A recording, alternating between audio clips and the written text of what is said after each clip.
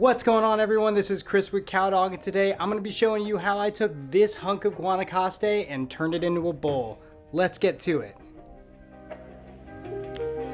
For the record. Get this one thing clear. Get this one thing.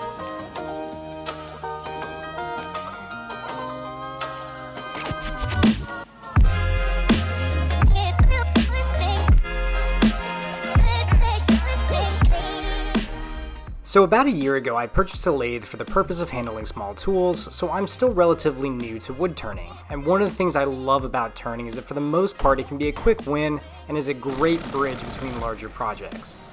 I don't have a bandsaw anymore, so I rough out a circle using the whatever works method. This is an offcut of Guanacaste or Parada, kind of a cousin of monkey pod that was given to me by my friend PJ.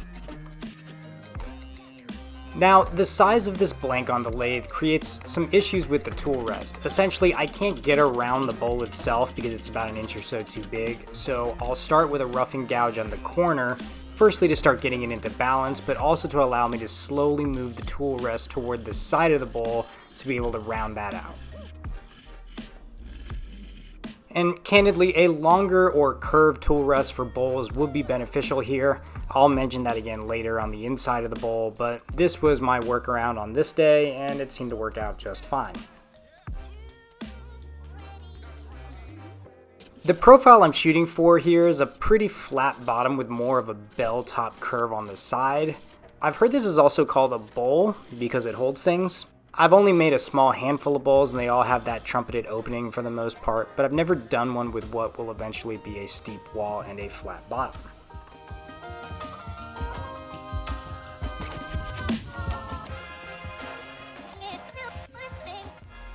And here I'm actually using a spindle gouge to further knock that corner down and create that transition between the bottom and the side wall.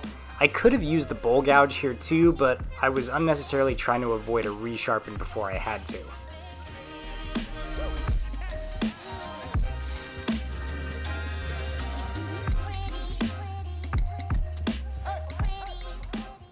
Now to fit the chuck jaws, I traced the perimeter with a marker and used the bowl gouge to hollow out the recess. Some prefer a tenon here, I do a recess, and then I use a skew as a scraper of sorts to create the dovetail profile for the chuck jaws to lock onto.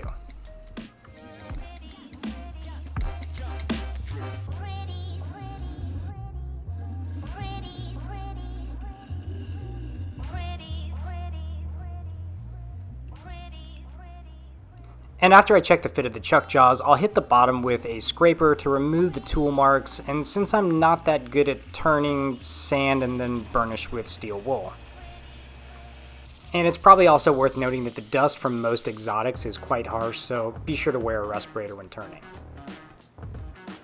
I like to use some of this non-slip liner over the chuck jaws to protect the rim of the recess, but also to help keep the chuck jaws locked on, and then I'll unscrew the faceplate and remount the blank. Now, what I've always found tricky about hollowing out bowls of any size is that the center of the blank is actually moving at a slower RPM than the outside edge.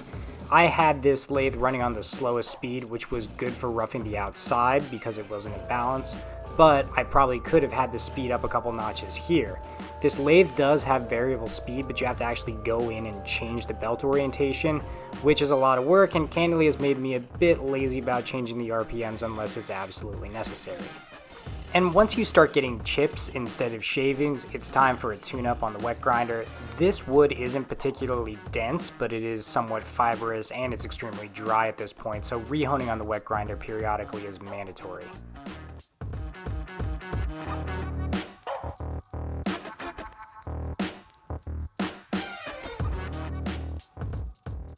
I'll also add that my tool rest placement could use a bit of work. The end of the tool rest here should be past the center just a touch to avoid slipping off and perhaps having a bit of a turning disaster, with the bowl exploding in my face or something catastrophic along those lines.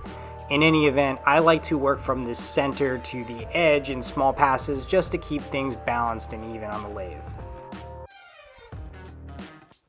And this little zone got a bit tricky because I don't have that curved tool rest as I mentioned earlier, so the support for the tool in that steep corner of the bowl isn't great. And then of course, more sharpening. Now, the steep corner also created some issues for body positioning for me as well. I was placed almost perpendicular to the bowl itself, maybe even a little more acute than that, and it felt incredibly awkward. I can definitely imagine how tricky larger, steeper bowls must be, and I'm going to take a wild guess and say that folks are probably using a longer bowl gouge, a better rest, and perhaps even a much shorter grind as opposed to the swept back Irish grind that I've just become accustomed to. Then it's on to the bowl scraper. I had ground my bowl scraper down a while back to a very acute angle, and candidly that worked absolutely horribly. So prior to this video, I started working it back to a more upright angle, which on the wet grinder takes forever. And then after that, it is sanding, burnishing with steel wool, and then finish burnishing with shavings on the inside and outside for that glassy surface.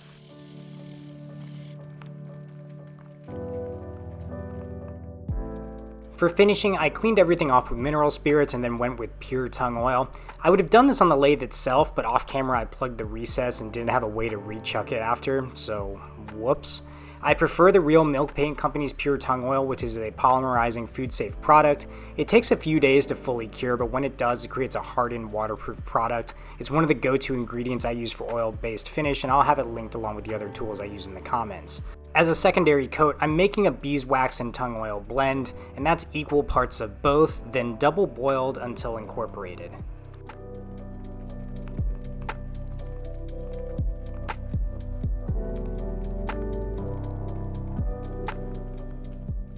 The warm tung oil with wax is eerily similar in color to bourbon, so get a friend to make you a leather koozie for your mason jar so you don't accidentally drink your finish. And as with the first coat of pure tung oil, it's a wipe on and wipe off application, and it acts as a good food safe pour filler. It's also great for cutting boards as well.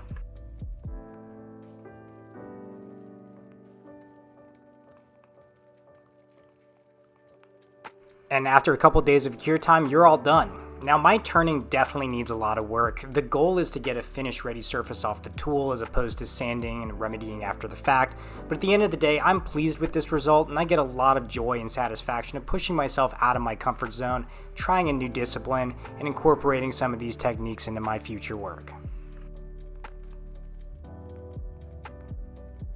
That's it for me on this one, guys. Thanks for watching. If you haven't already, please like, comment, subscribe to the channel, hit the bell for more notifications, and as always, see you next time here at Cowdog Craftworks.